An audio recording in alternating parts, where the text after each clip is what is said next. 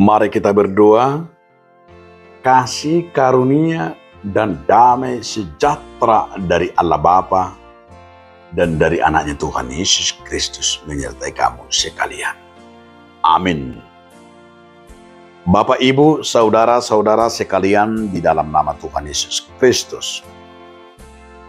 Sebelum kita beraktivitas, marilah kita mendengarkan firman Tuhan bagi kita yang tertulis dalam kitab Daniel 4 ayat 32 dalam bahasa Indonesia, dalam bahasa Batak ayat 29.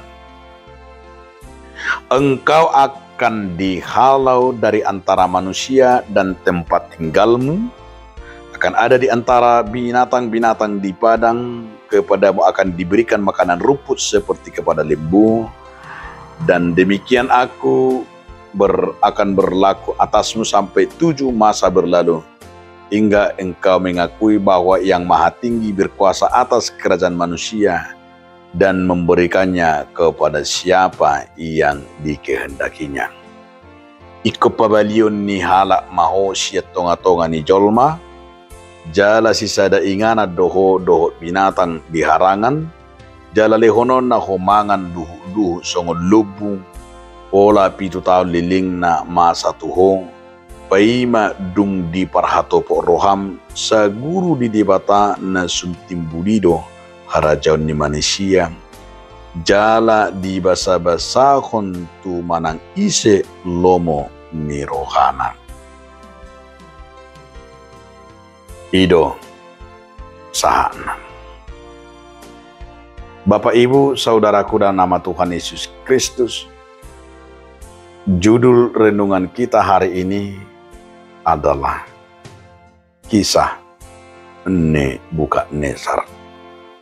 Di awalnya kita tahu juga siapakah Nebukadnezar ini.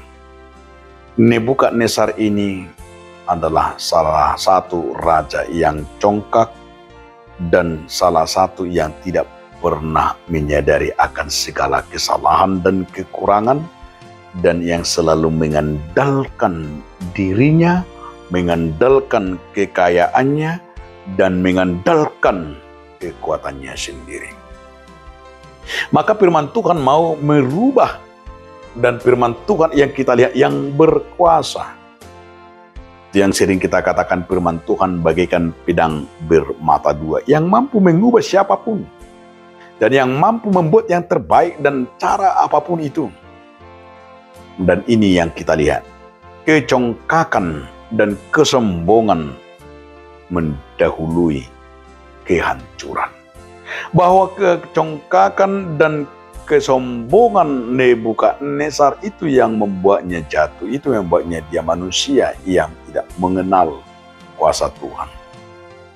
Tapi dari firman hari ini mau dikatakan bahwa Daniel mau menunjukkan siapakah Tuhan itu, dan dalam integritas Tuhan dan termasuk siapakah Tuhan itu, bahwa Nebukadnezar diingatkan dengan peristiwa Daniel, bahwa Nebukadnezar menyadari segala kesalahan dan kesombongannya dan kekurangannya, dan dia sadar itu adalah bagian bahwa yang selama ini yang selalu mengandalkan dirinya, tapi dia berubah dan dikatakan dia akan mengakui bahwa Yang Maha Kuasa dan Maha Tinggi, yang berkuasa atas segala kerajaan manusia dan memberikannya kepada siapa yang dikehendakinya. Ini adalah komitmen sebuah integritas yang mau disampaikan oleh firman Tuhan. Siapapun tetap Tuhan pakai, tanpa memandang suku, tanpa memandang bangsa.